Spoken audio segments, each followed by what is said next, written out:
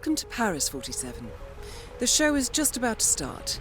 This is the red carpet event of the season, and the guest list is a veritable who's who of the global fashion elite. Hello and welcome to a video for the 6thAxis.com. I am Stefan, and today I'm joined by Jim. Say hello, Jim. Hello. How are you today? Yeah, not too bad. You've been playing Hitman. I have. Well, the first episode anyway. Yes, well, the prologue and the first episode, because that's the package. They're sort of, like, the release has been really confusing for people, I think. So, yeah, let's start with that. The most important question. Even with all the episodic nonsense and the changing plans and the confusion and all this stuff, is this first episode of Hitman good? It is quite good, yes, but it's kind of a weird one to put your finger on, because if you don't rate the Hitman formula as it's been in the past, then chances are you're not going to get along at all with the first episode that's just come out. Because even though the prologue, which you played in the beta, the first level in Paris, like your first proper contract assignment sort of thing, it's like a much bigger level to explore, and this is where it like sort of ties back to the older sort of Hitman formula, because those first two levels, they were much smaller in comparison. Yeah, I mean, well, that's the training though, is to get you used to how the game plays and stuff. I mean, do you think they did a good job of teaching you how to get away with murder in Paris? Oh yeah, definitely.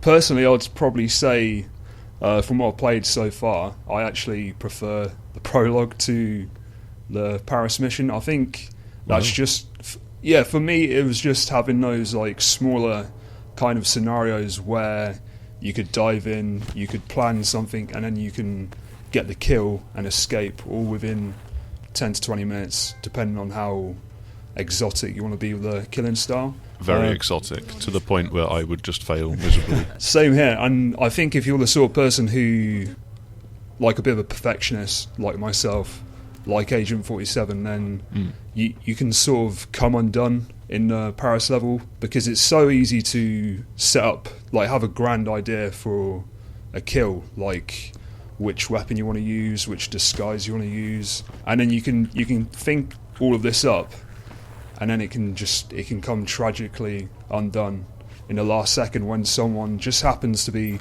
in the wrong place at the wrong time. That's kind of just how most people are going to be playing Hitman. There are some people who are ludicrously good at the game. They're going to know exactly how to get around the guards and like which disguises to use. You know, there's two sides to this, but I think for me, part of what it was just getting lost in the potential and the opportunities. You have like a little sort of like briefing before you go in. They tell you who the targets are, who you've got to look out for, without any sort of suggestions of how you're going to get the job done. So when you actually put boots on the ground, it can be extremely overwhelming, because the Paris level is bloody huge. Like, it's one central building, but then you've got sort of like a complex, like a garden. Yeah, you've got the garden, you've got like parking lot on one side. And I mean, the party itself, the fashion show, it sort of spills out at the side of the building as well, and there's stuff going on upstairs, there's big cellars below. Yeah, it's also worth mentioning that there's probably like a good couple of hundred NPCs just milling around. Oh yeah, like you can walk into a room and there's just dozens, if not hundreds of people just in this huge cavernous room. Yeah, this is what people are going to find with this level is the first couple of times you play through it, you're just going to be exploring, trying to find ways to kill, trying to find weapons. There's all sorts of like little gadgets and tools you can use, like crowbars, which can be used to force open doors, lockpicks, which can be used on the same doors but a bit more stealthily. They do tend to be a bit quieter. Yeah. but yeah, like I was saying, like the first hour with that level is just trying to work out all the different routes, and then you're going to go back and you're going to like try and perfect your run almost. The first time I did it, I think it took me, I want to say like an hour and 20 minutes to kill both targets. In the Paris level, there are like loads of different events you can trigger. Yeah, there's like a fireworks show. You can trigger the fashion show itself. There's a few other things as well. Yeah, so I wouldn't say we're really giving too much away because they've showed quite a lot in the trailer. Yeah. And a lot of these like set piece kills are sort of highlighted. But yeah, the kill I just got was because there's a fashion show happening as well down below, and a lot of what you're going to be doing in Hitman is waiting for people to basically just walk into the crosshairs of the kill.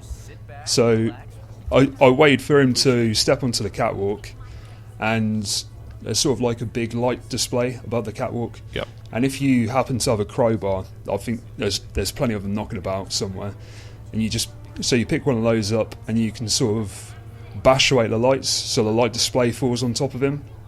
Oh, nice. So you went for the accidental kill. Well, the faux accidental kill. Yeah, sort of, because in a previous playthrough, like, I was walking through the attic, which is where I think there's just a load of guards just patrolling there for some reason, I don't know. But you can overhear a conversation between two of them, and they will be talking about, oh, that light thing's a bit dodgy, isn't it? And when stuff like happens, this is sort of tying into the opportunities feature. Sometimes you'll overhear conversations, or you will see a piece of information that has an exclamation mark above it, and if you sort of slow down and walk over to it, your handler, I think it's Diana, isn't it? Yeah. You'll be able to hit the touchpad, then it goes into a menu, and she'll sort of outline a potential lead for a kill. Yeah, I mean, this is the opportunity system. So yeah, it's basically like a guided kill.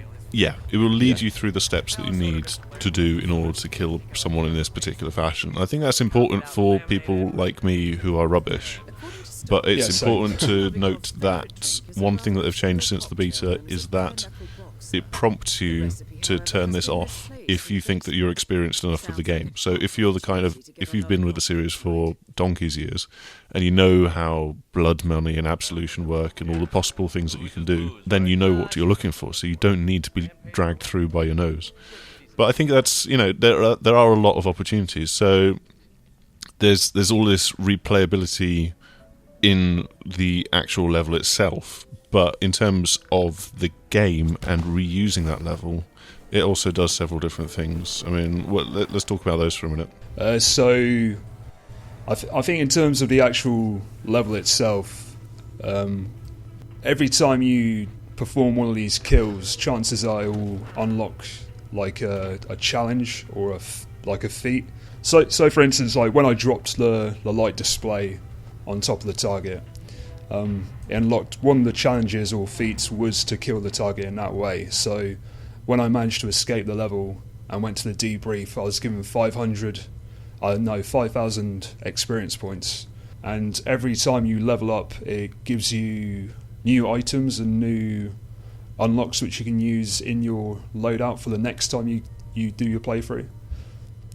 So for me, I think upon reaching level 10, you unlock places like there'll be crates located around the level, and you can choose to have like a sniper rifle or a lethal syringe dropped off in one of those before the level starts.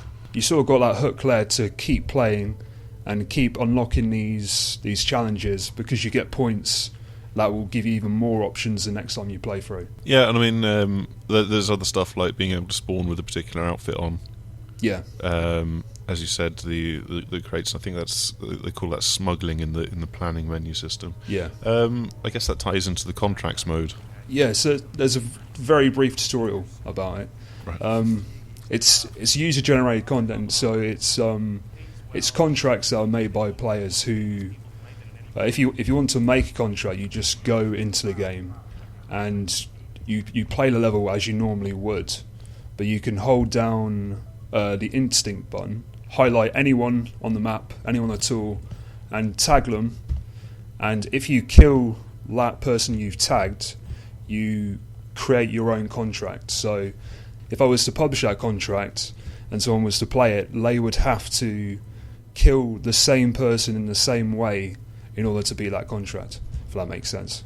And we were also briefly talking about escalation as well, which I haven't. Yeah, so escalation mode is fairly similar to contracts mode in that you're given a relatively random target within the world.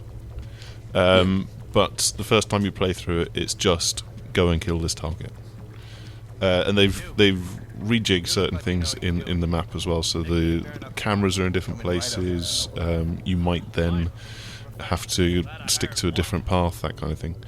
But then once you complete it the first time, the second time through, it might be you have to do it within a certain time limit, or you have to do it in a certain costume and with a particular weapon. So it's kind of like, I think the analogy that I came up with is like Cluedo in reverse, where it's telling you that you need to kill someone with a bust and knock them over the head in the library whilst dressed as the butler, and it's building you up to that point.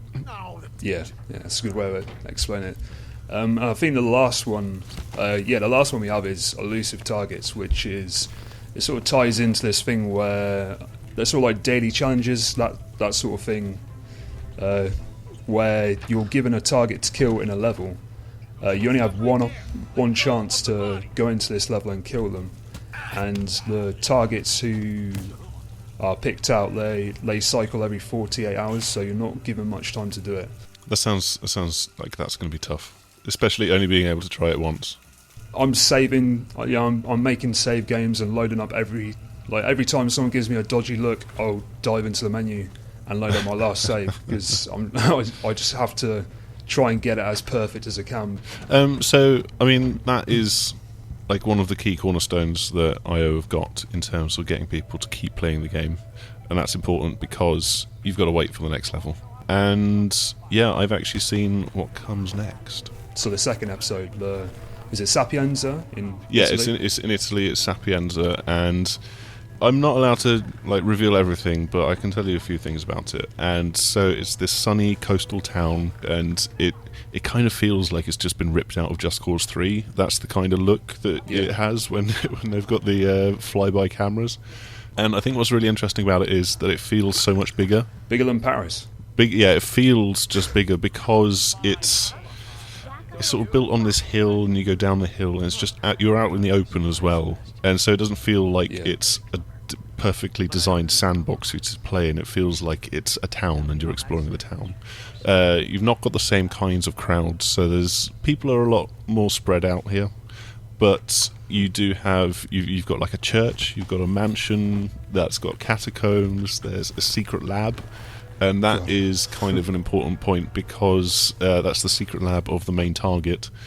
And yeah, so I think that one's quite fascinating and just how different it feels. And I think I prefer it to Paris, that particular level.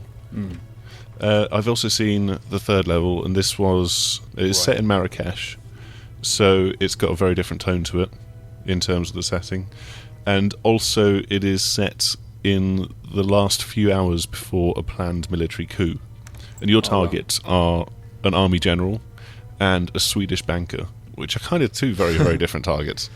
There's actually this really interesting contrast between like the marketplace, which is just full of people just going about their daily lives, just shopping, whatever, and then you've got this Swedish consulate, and so there's this stark contrast between the two. Like the Swedish consulate is just very, very bare and sparse and Spartan, and outside it's kind of chaos, and it's it doesn't feel like Europe, whereas the Swedish consulate does. As I said, from playing Sapienza, I kind of feel that these two levels might actually surpass Paris. I suppose with the bigger levels there is, I suppose the only real big downside to Hitman for me personally is once you've planned out how to kill someone and you've poisoned a glass of champagne or whatever, it's about waiting for them to take the bait. But if we're talking about bigger levels where they've got bigger sort of like circuits or loops to walk around, then that will sort of like exacerbate the waiting times. Well, I mean that's just down to design, really. Like it could be the Silvio crew, so he's just within the top floor of the mansion, that kind of thing. Just like in the Paris level, where the two targets are on different floors, and they're basically just around these areas. That seems like a pretty good place to wrap things up. So, if you have enjoyed this video, please do click like. If you would like to see more videos like this, then please click on subscribe so that you get the notifications for it. Otherwise, we have the review for Hitman up on the website, thesixthaxis.com, and you can also head there for more reviews of other games. Fancy that. News, previews, and features, and general gaming stuff. And with that, we will say goodbye.